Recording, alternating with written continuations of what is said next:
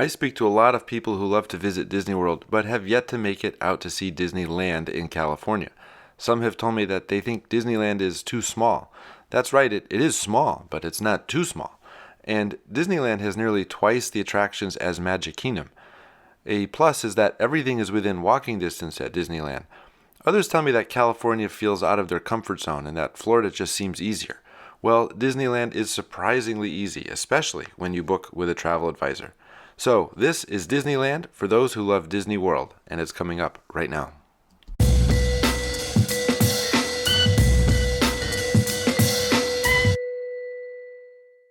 There are two theme parks that sit directly across from each other, Disneyland, of course, and Disney's California Adventure.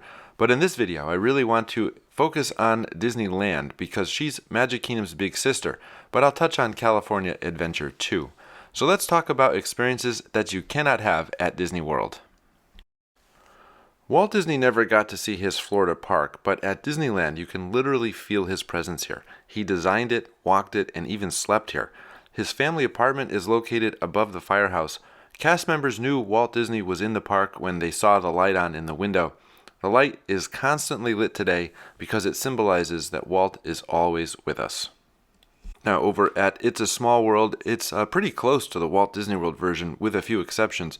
First, it's the original. This is the one that was on display at the 1964 World's Fair in New York.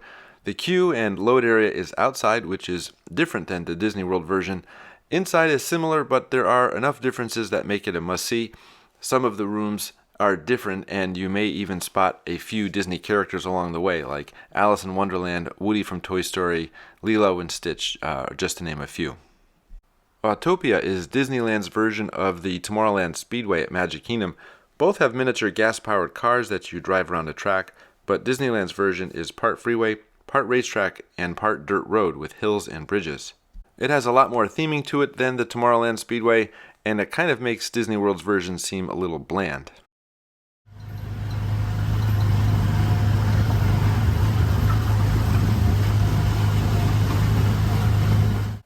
If you're a Disney World fan, Finding Nemo's submarine voyage will be like going back in time to the days when we had 20,000 Leagues Under the Sea in Magic Kingdom.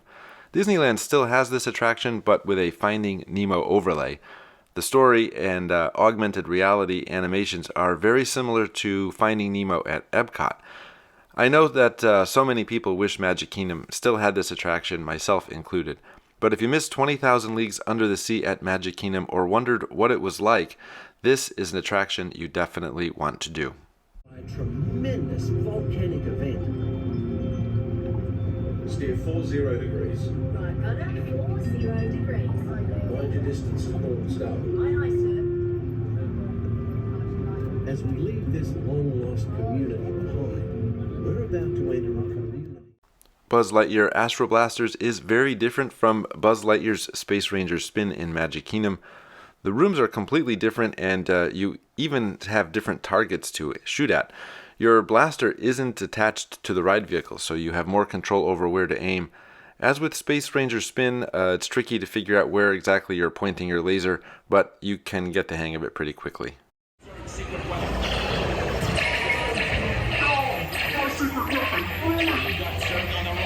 Blast him with everything you've got. Don't mess around with Star Command, sir.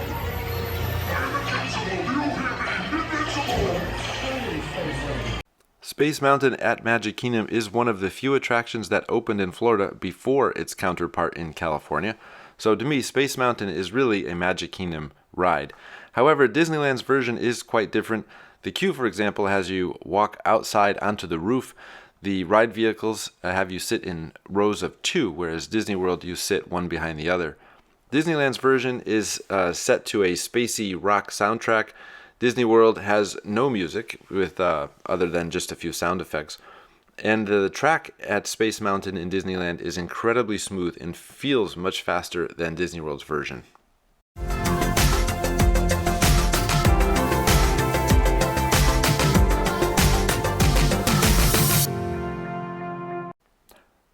Big Thunder Mountain at Disneyland is very similar to Disney World's version, except that it's much smoother and less jerky. But Disneyland's version has an added special effects scene on the third lift hill. As you climb the final hill, you'll see that a number of dynamite fuses have been lit and are ready to explode any second. The effect uses sounds and projection mapping to simulate a large blast in the mine, which takes place right over your head.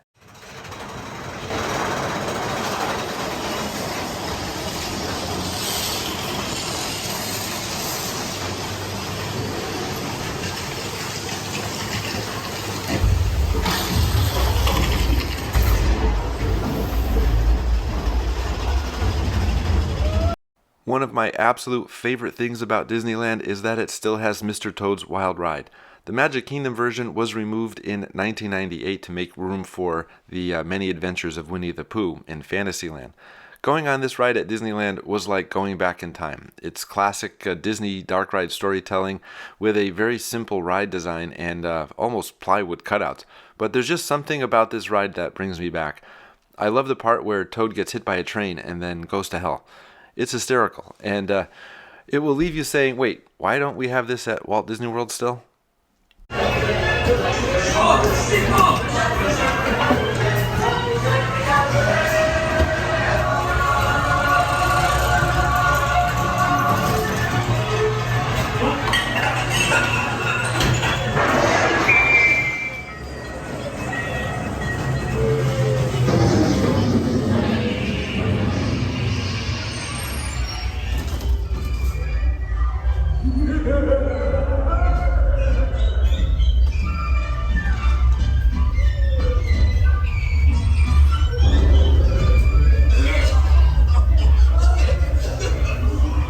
Disneyland, of course, is home to the original Haunted Mansion.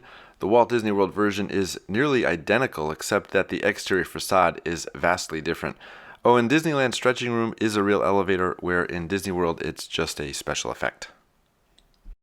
Pirates of the Caribbean is perhaps one of Disneyland's most popular and famous attractions. Disney World fans will love this one especially because it's nearly twice as long. Yeah, the Disney World version is about 8 minutes long, while the Disneyland version is 15 minutes long. Disneyland has so many scenes that we just don't have in Disney World. They both have the scenes where the jailed pirates are trying to entice the dog holding up the keys, but in Disney World, this really marks the end of the attraction. In Disneyland, this scene comes about halfway through. There's still plenty more pirates to go after that scene.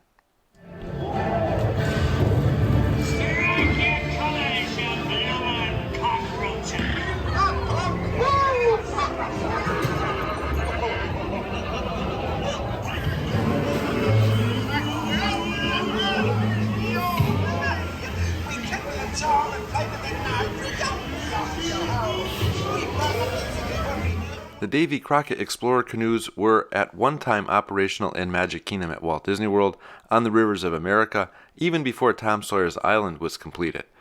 Aside from the special cast member events, the canoes have not operated at Walt Disney World since the early 1990s. But yes, Disneyland still has the canoes. The guides are pretty funny too, similar to the Jungle Cruise skippers, which is also here in Disneyland, by the way.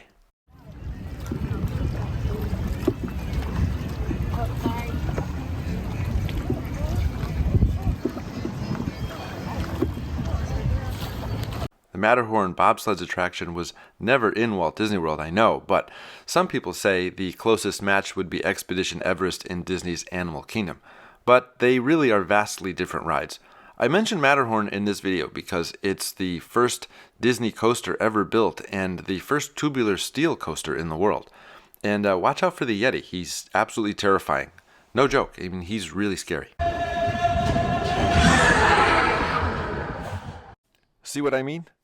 Disneyland has several different lands than Disney World, like New Orleans Square, home to Pirates of the Caribbean, or Critter Country, formerly home to Splash Mountain. But even more notably, Mickey's Toontown and Star Wars Galaxy Edge are both in Disneyland. Disney World had Toontown at one point, but it later became part of Storybook Circus in New Fantasyland. Toontown is home to Mickey and Minnie's houses, which are character meet and greets, but you can also find Runaway Railway here.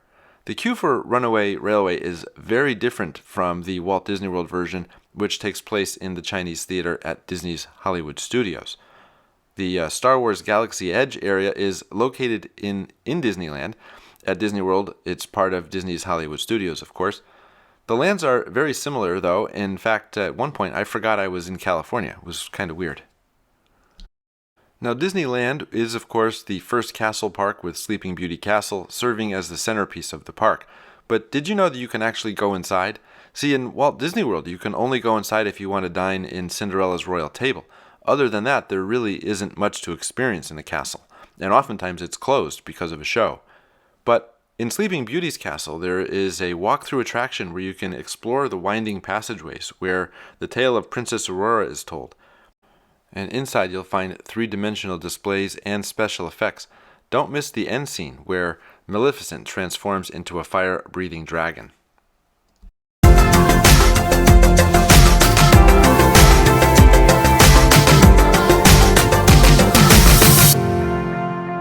Now let's park hop over to Disney's California Adventure. It's located right next to Disneyland, so no transportation is required. You just walk across the plaza. Now this park has a few Disney World favorites like Soarin' and The Little Mermaid Ariel's Undersea Adventure, which, aside from having different queues, they are nearly identical. But DCA is your chance to ride a different version of Tower of Terror. Instead of Tower of Terror, we have Guardians of the Galaxy Mission Breakout. This used to be Tower of Terror, but was given a Guardians overlay. The drop sequences will feel similar to you, but it has an entirely different theme and story. I get the clearance, then the chaos begins! It's a foolproof plan! Oh, and look what I swiped! Web Slingers, a Spider-Man adventure, is definitely something we don't have in Disney World. The only attraction that might be remotely similar is Toy Story Midway Mania, which is also located here in Disney's California Adventure. Web Slingers is part interactive game and part dark ride attraction. Web Slingers is located in the Avengers campus where you can take in shows, meet some characters, or dine in the PIM test kitchen. We can do this.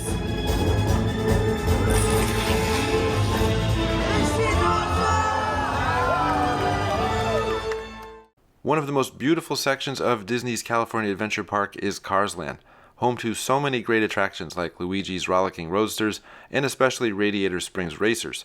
To Disney World fans, you'll recognize the ride vehicles. They are similar to the ones used in Test Track at Epcot. Like Test Track, this is part dark ride and part high-speed thrill ride.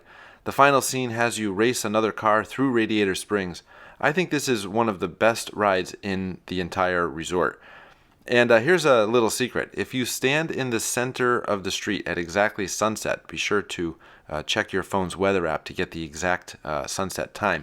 You can watch Cars Land come to life in all neon glory.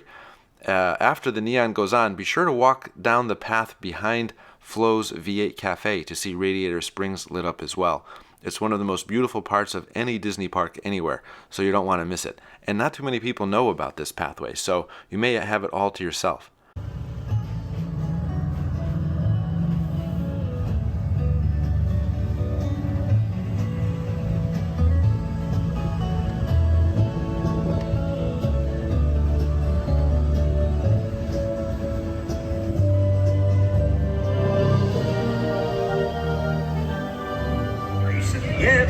Just follow Mater into town to get ready. Mater! Howdy, Sheriff! Howdy! Here for the big race, huh? It's